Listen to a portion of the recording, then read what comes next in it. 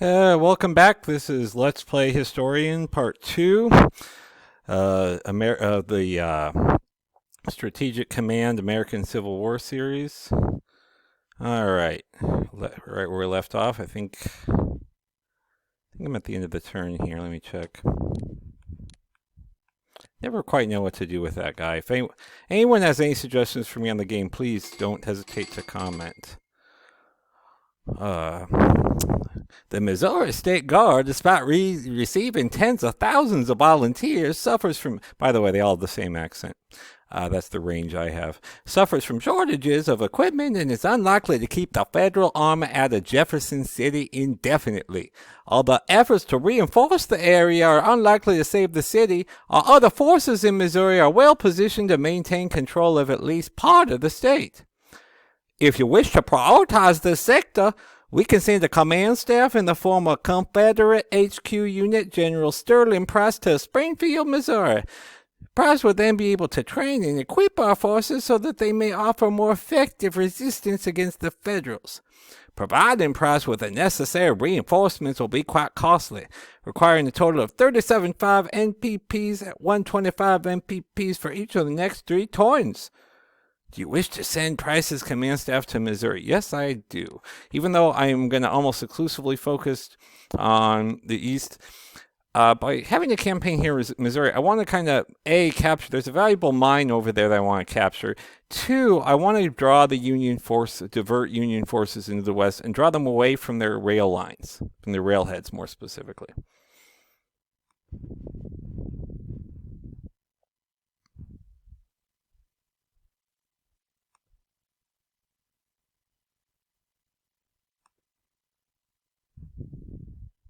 Tell me if you want me to go slower and with these or not with these little info blurbs. I'm kind of assuming because I'm new to YouTube new as a YouTuber. I'll probably be later in the algorithm, so I'm assuming you've seen other videos already. So I don't want to be too repetitive. What I'm offering here is more historical commentary and a vastly different strategy. I think a more effective one. Well, I notice a lot of other, and this is not to disparage, the other YouTubers are doing a great job, and sometimes they have some good ideas. I notice when people are playing the Confederacy, a lot of the players I've seen on the recent videos that have been out thus far are kind of adopting the same strategy the Confederacy took in the actual war. And I know I said that there's some historical determinism. Oh, man. Okay, let me stop and say something about these forts. One thing I would like them to fix in the next update is, so the forts were usually on the losing end of things for the Confederates, but it wasn't exactly a blowout like this. It wasn't like, especially, the Navy would just sail up to the forts and just suffer only 5 or 10% casualties, if that, and completely obliterate the fort a lot of the time. If you look at a lot of the engagements, they would take some heavy casualties. It was often sometimes could be a fairly close run thing. Now I know you can upgrade the forts, but to be realistic, there's not a lot of. If you were to do that, it won't be till a while later, and Spain extends belligerent status to the Confederacy. It won't be till a while later, and you have so many other more important priorities than the forts, in my opinion. Tell me if you disagree in the comments, please.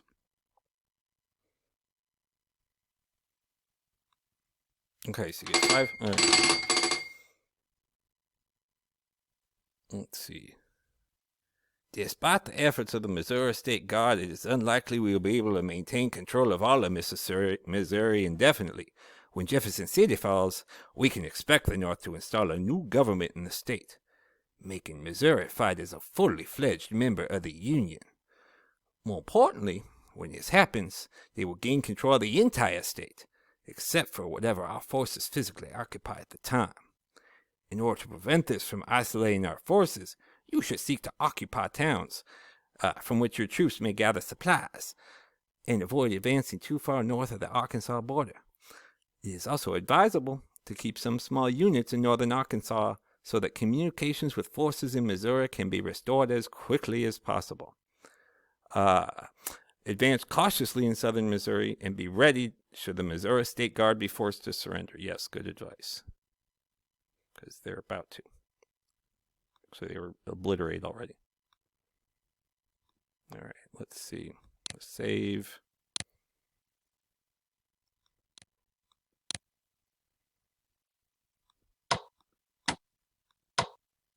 Ooh, yikes.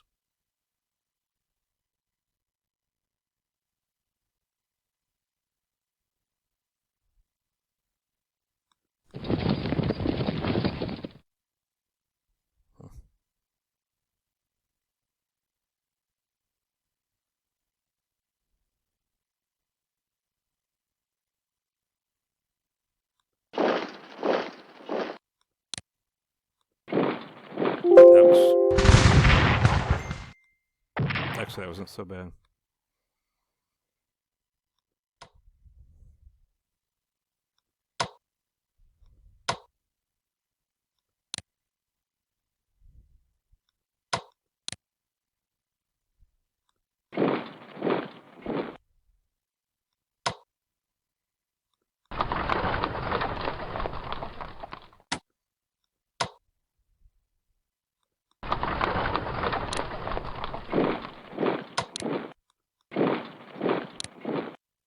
I would not want to serve in my own army. All these forced marches. Hmm.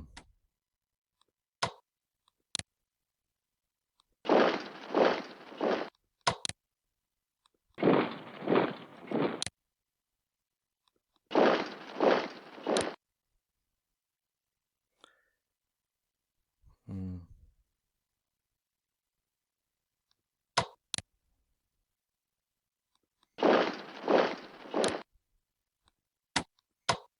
I'm not going to force march him because it wouldn't be that much further.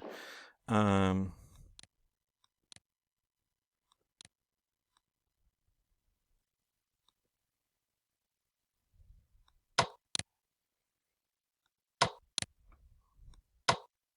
see, how did I want to do this?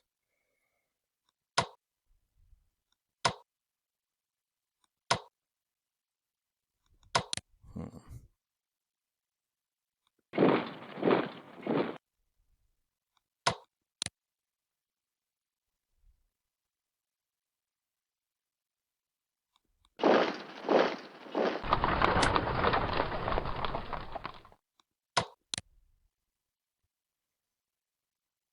Hmm.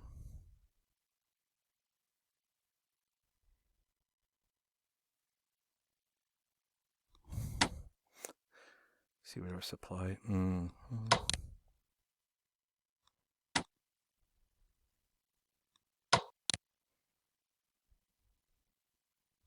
it this way.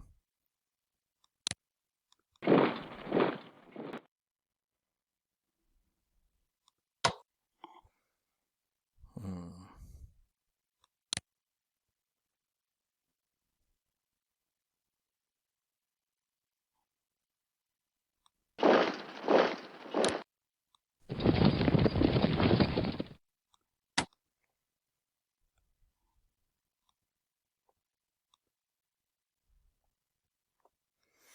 Oh yeah, credit to Night Phoenix for giving me this idea. I was afraid. I wasn't sure if I should risk it. Actually, I should have done this the previous turn, actually, so maybe I will just do it like this.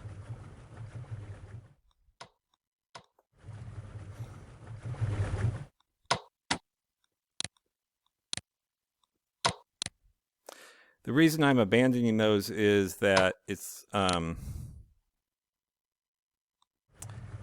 one, when they do invade, they put like 2 divisions, and that little regiment isn't going to really stand up much. The other reason is actually when they succeed in taking Galveston, they give you some pretty significant reinforcements that make up for quite a bit. So, yeah.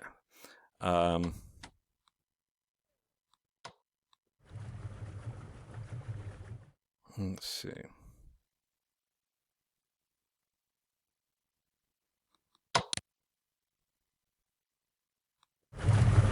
A lot of the so as I was saying earlier, a lot of the YouTubers that I've seen so far who play the Confederacy do what Jefferson Davis did, which I think was a big mistake, and adopt what they call a cordon defense, which is where you pretty much try to defend the whole border, the whole area at the border, pretty much, and try to defend all the ports. You can't really do that as the Confederacy and win. Your resources and power is a lot more limited. You have to concentrate and strike decisively. All right.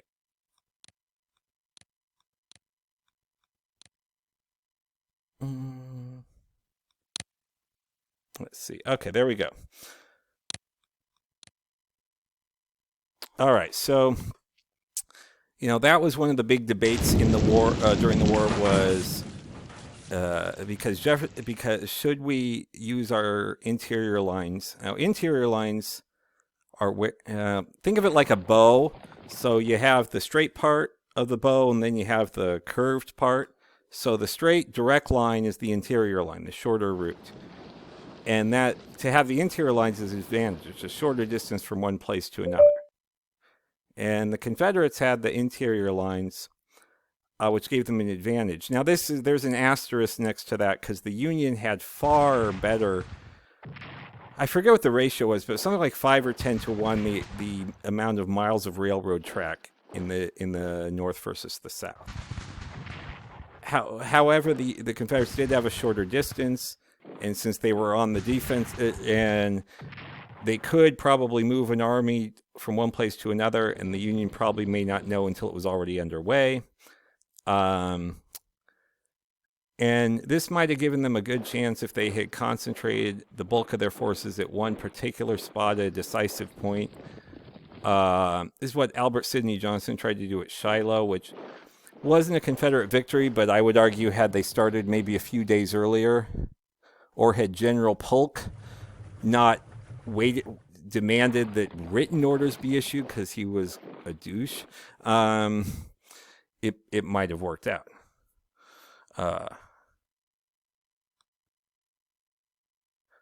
But they certainly would have did better at Shiloh than they did just letting themselves be gobbled up piecemeal. One interesting what if, like if they were at Fort Donaldson.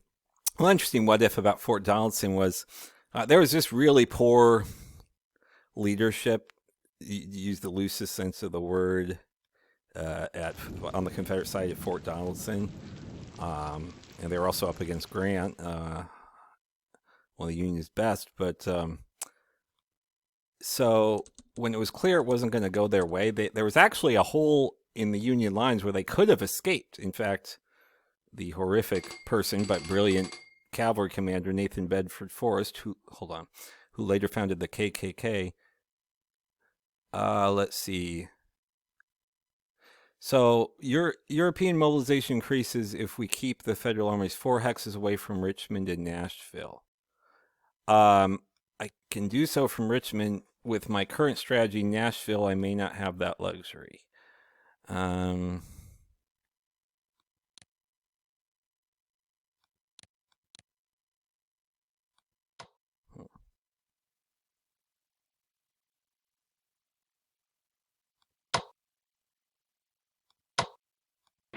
shoot, I should not have done that.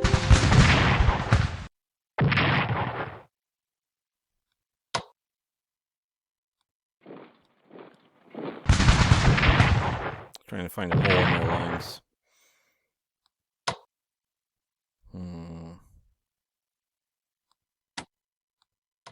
Debating whether to go around up here. I'm trying to flank them, but I don't yet know where the flank is.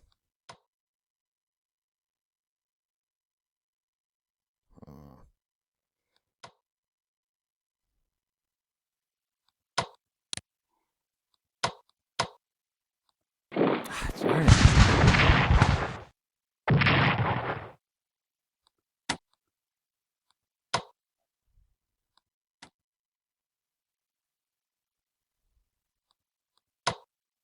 I know you're probably saying I should have sent my cavalry out earlier, but I didn't want to commit them to going this way if it was blocked.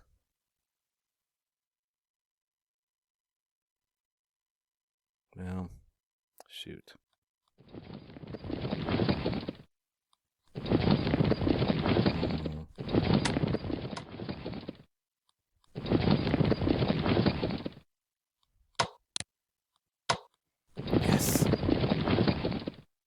what I was looking for. Yes! I wasn't thinking that was going to work all the way, but thought maybe it would be a down payment on encirclement next turn.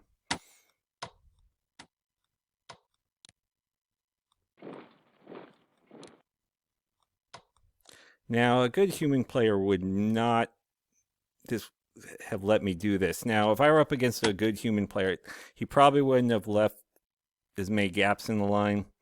What I probably would have done would have been to try to would concentrate at Harper's Ferry up here, go further, and be in a position to strike this way, or that way. At whatever was weaker.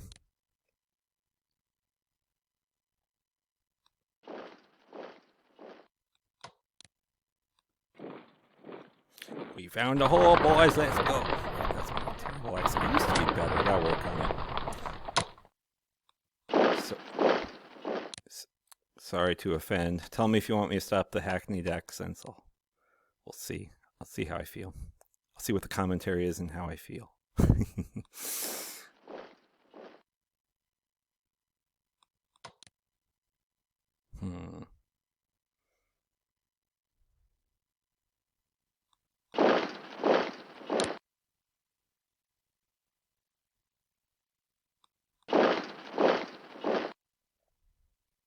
Being whether to try to hold. Well,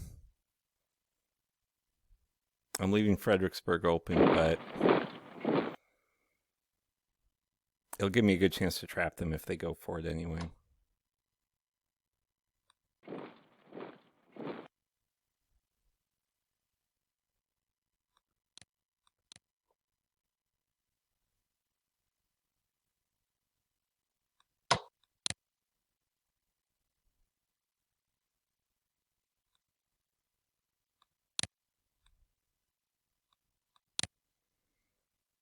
Going all in on this, pretty much.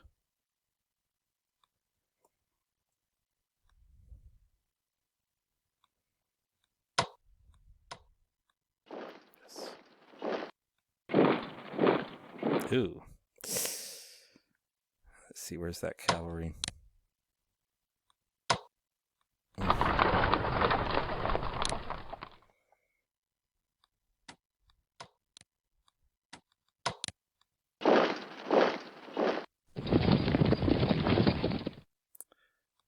Vulnerable here. Really vulnerable here.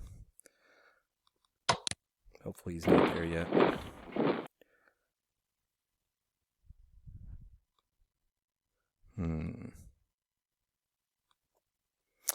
If anyone has suggestions, one thing I think I could be better at is using what little navy or river-borne navy I have. I'm going to use them to...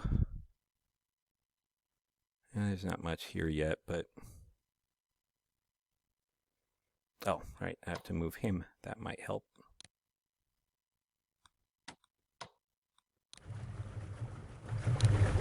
I'm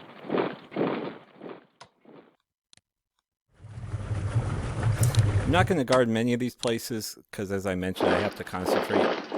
I think if I can win some decisive victories, that'll allow me to later gain up on whoever tries to land. I know it will lose recognition points, but I can't defend everything. Churchill said, "He who is strong everywhere is strong nowhere," and you have to kind of pick your battles. Literally, as the Confederacy.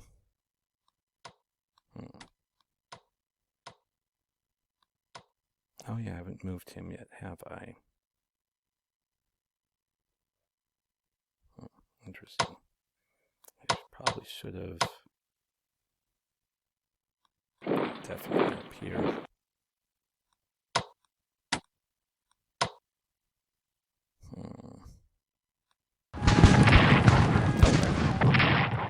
Fairly well.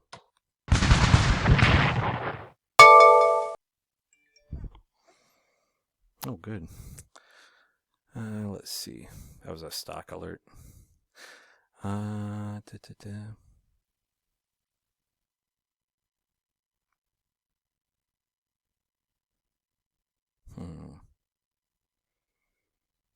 Let's go down here. I think there's more of a threat.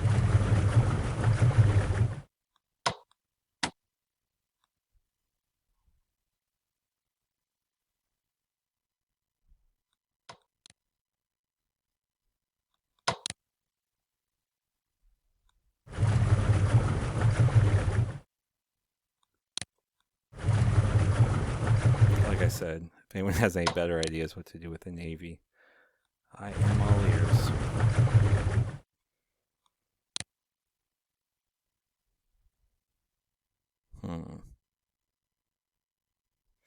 If I buy divisions, I usually like to max out my tech tree, but for this particular strategy, I don't really have that luxury always. Well, I think I'll just do that now, work on that now, because anyone I buy isn't going to deploy until the fall, and they're not going to get up onto the battlefield until like it's almost winter. All right, so how am I doing this? Debating whether to. I actually found to be somewhat valuable are scouts. I recently started getting into using those.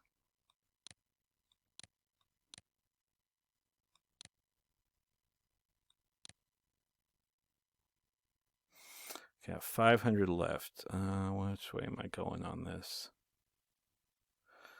Let's do in between leadership and infantry tactics. Command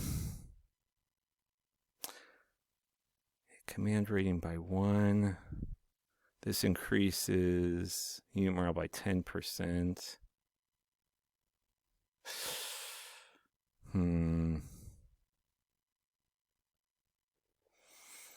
I'm gonna go with leadership.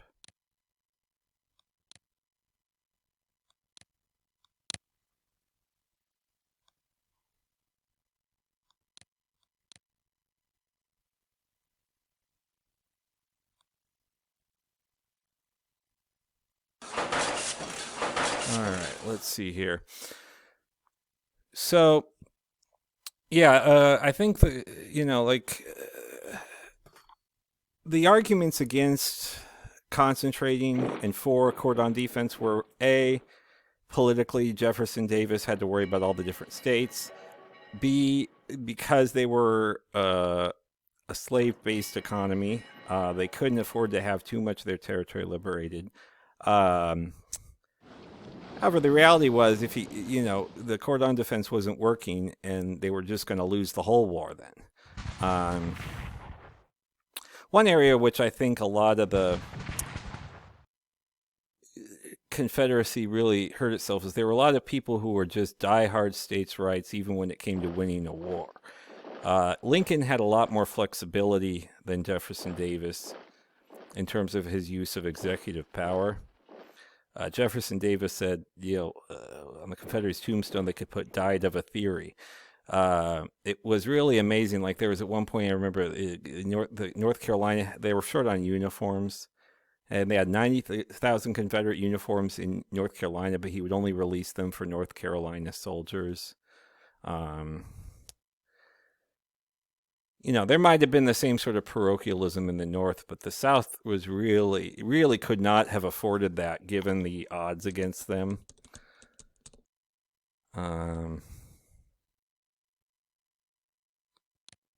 Like I said, I don't really think the South was a completely lost cause. I think they had a chance to win, but the odds were certainly against them. Okay, how am I going to do this? I have a few options. Let's scout forward a bit.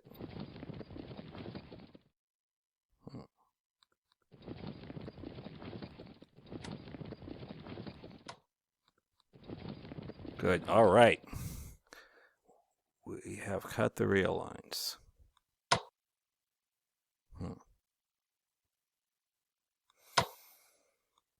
I'm going to try.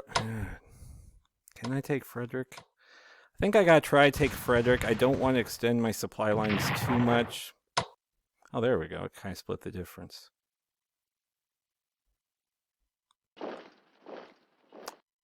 This is a huge... Well... Do I strike for Gettysburg? If it's garrisoned, I'm dead. No, I didn't... I didn't mean to do that.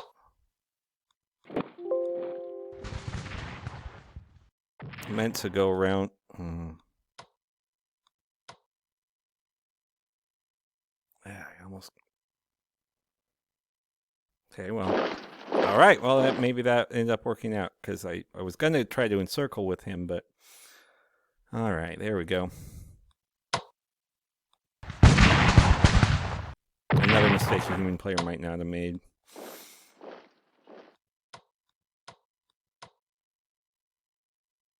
Hmm. Yes. Whew. That was scary. I wasn't sure if I was gonna. Hmm. I'll wait till they're cut off, till they have lose their most of their supplies next turn. Hmm.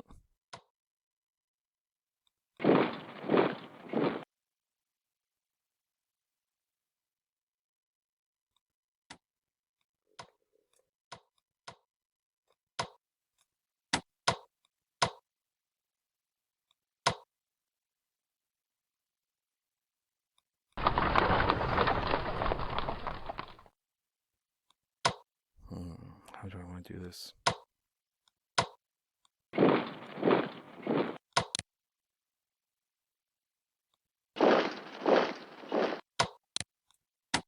Maybe I should not have done too. I may have tried. Eyes may have been bigger than my stomach there.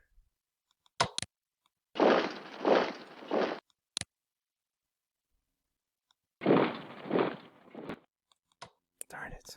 I should have tried to go up more here, which means they'll be able to relieve these guys. But I think they'll still have had their supplies cut for that turn, so they'll still be weak. And it might actually draw these guys into a larger encirclement. So, I'm gonna go this way with him.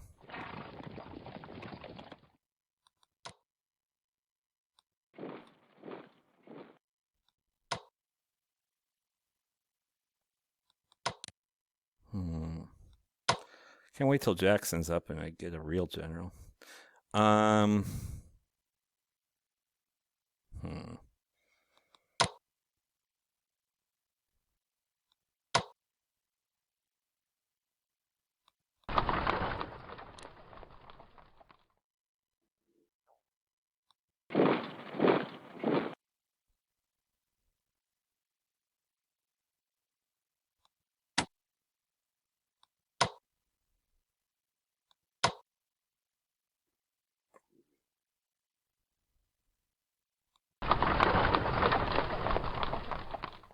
I mean, Johnson's pretty good, decent, but I mean, he's all right.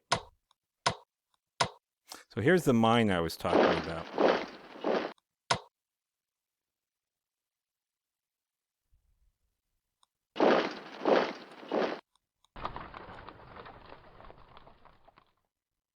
Let's see what they have.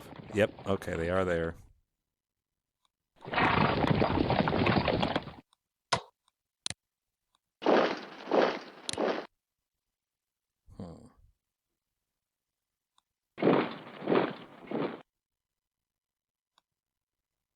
And yep, I'm going all in. I told you. All right, so see, the logistical challenge here is the logistics look better with at first glance, but they really aren't. See, there's not actually a rail line connecting these two. And then there's a bunch of railways here, but they don't go where you need them to go if you're invading. So they all go center on Washington and Alexandria. So you'll see as I go, they don't help out until that you've pretty much won a complete victory in that area. And then they've had time to repair them. But let's use the tools that we have. Speaking of tools, there's poke. Sorry.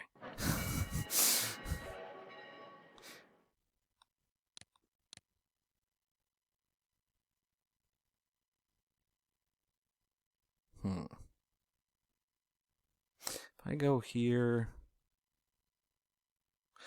let's see. I could probably, yeah. I'm going to do that.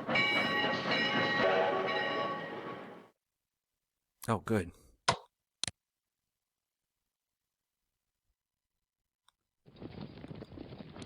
All right, force march them up here. It was interesting. I didn't know so many tribes had sided with the Confederacy. I mean, I can understand why they would, because the Confederacy would seem like would want the weaker. If you're the Indians strategically, you'd want the weaker side to win, whatever their politics.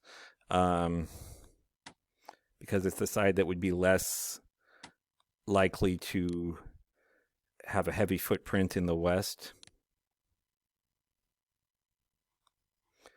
Let's see here. I don't have any illusions that the Confederacy would have lived in great harmony with the Indians for a super long period of time. I don't think. Let's see here. Can I go any further? No. No, I can't abandon that. If I go up here, might be kind of a good trap. Oh, that was that was stupid of me. Yikes. Okay, that was a mistake. Oh man, I can't believe I just did that. I left. Yeah, he's gonna cut me off. That's what he can do. Well, let's see what happens. Can I move any? No. Can I move anyone up there right now?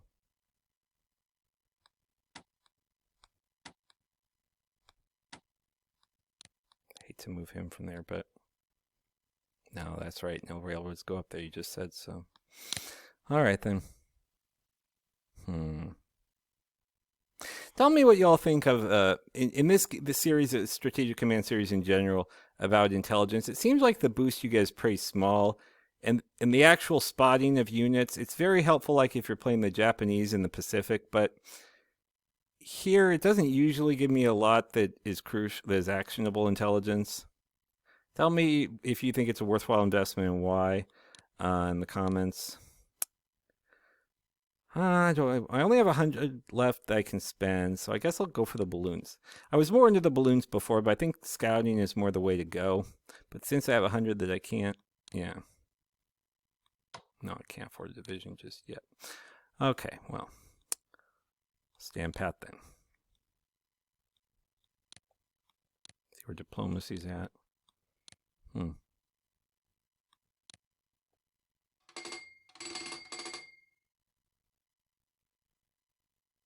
Oh, wow, I went way over 30 minutes, sorry. Yes, I'll do that. All right. So I'll end this once this is done.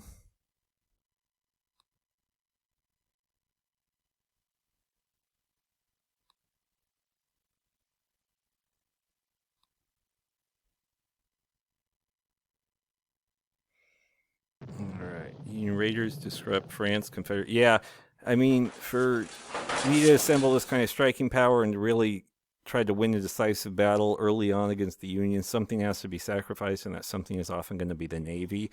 The only reason I agreed to order the construction of Virginia was because it's actually a lot more cost effective to have it there, because it takes more infantry, I noticed, to be able to guard Norfolk than some of the other important ports. So that's why that's there. I actually think ironclads were could have been a more decisive, had a lot of potential. Oh, good. But he might go. Oh, he didn't move forward. Oh, yes. Okay, good. He could have caused me some trouble, maybe. Maybe I didn't check his. I forgot to check his supply situation. I should have.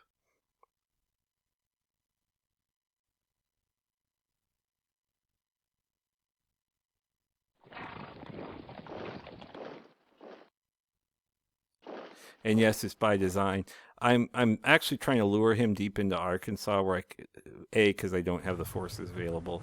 B, I want to have him be really overextended as far as his supply lines. Oh, I got to remember to, before I even quit this in this video, I want to remember to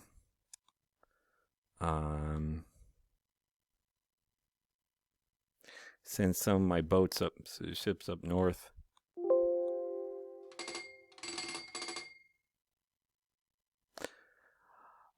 Let me actually stop here because I want to read this and talk about it.